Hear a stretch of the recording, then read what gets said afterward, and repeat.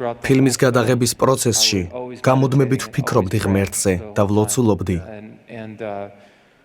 შეიძლება ითქვას, როლში ვრჩებოდი. ეს მნიშვნელოვანი იყო, რადგან ვიცოდი, რომ ადამიანები იესოს დანახვას, ხოლო ამ ლოცვის მეშვეობით შეძლებდნენ. გადაღებების ბოლოს, როცა უკვე ჯვარზე ვიყავი, ჩემი სხეული ნამდვილად გალურჯებული იყო. ეს არ იყო გრიმი. სხეული ლურჯი მქონდა, ძლიერი ქარი ქროდა.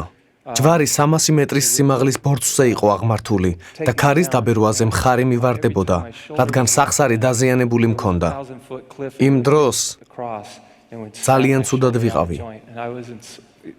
მხარი ამოვარდნილი მქონდა და იმდენად უგრძნობლად ვიყავი, ამასაც ძლივს გავგრძნობდი.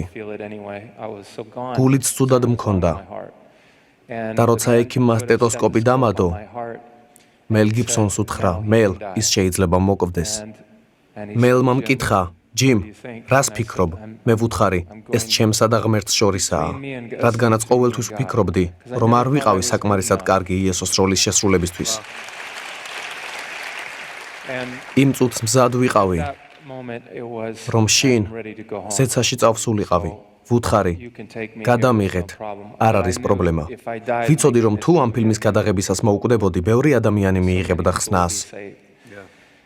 ფილმის ბოლოს, როცა მთაზე ავდიოდი, მთელი გადამღები ჯგუფიც იქ იყო. დაახლოებით 250 კაცი. ნახევარი გზა რომ ავიარე, ბოროტის სიახლოვე ვიგრძენი. თითქოს ბოროტი მეუბნებოდა, მკვდარი ხარ და მე ვიფიქრე, რომ ყველაზე კარგი ამბავია, რადგან თუ მოვკვდები, ზეცაში წავალ. ვფიქრობ, უკვე მეხუთე კადრს ვიღებდით მთაზე. ელავდა, ჭექდა და ქუხდა, თითქოს საარტილერიო იარაღიდან ისროდნენ. ღრუბლები ძალიან დაბლა იყო ჩამოსული. მიწა იძვროდა და ეს ძალიან საგრძნობი იყო. არაფერი მესმოდა. თითქოს ქარიშხლის შუაგულში ვიყავი. თუმცა არაფერი მესმოდა, არ მესმოდა ქარისხმა, სიჩუმე იყო ირგვლივ. 5, 4, 3, 2, 1 წამი და ზეციდან სინათლე გადმოვიდა და გამანათა. იქ მყოფებმა საკუთარი თვალით იხილეს ჩემი სხეულის გარშემო დიდი სინათლე და ცეცხლი. 1 წამით ჩემი სხეული გარედანაც კი დავინახე. ეს იყო მეხის ჩამოვარდნა. მეხი დამეცა. კარგად ვერ ვსუნთქავდი ჯვარზე.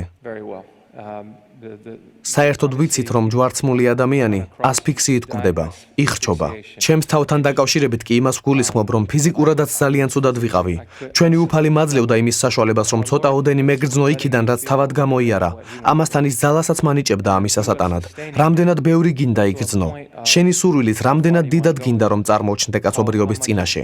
ვუთხარი, მინდა ყველაფერი ვიგრძნო. კარგი, მითხრა მან. ეს იმის მსგავსია, როცა უფალს ეუბნებით, უფალო, მინდა შენი სასმისი შევსვა. შეგიძლიათ ის სასმისი შესვათ, რომელსაც მე შევსვამ. დიახ, შეგვიძლია. როგორც იოანე და იაკობი ეუბნებოდნენ, შენ მარჯვნივ და მარცხნივ გვინდა დავსხდეთო. მეც ვთხოვე უფლის სასმისის შესმა და მივიღე კიდეც.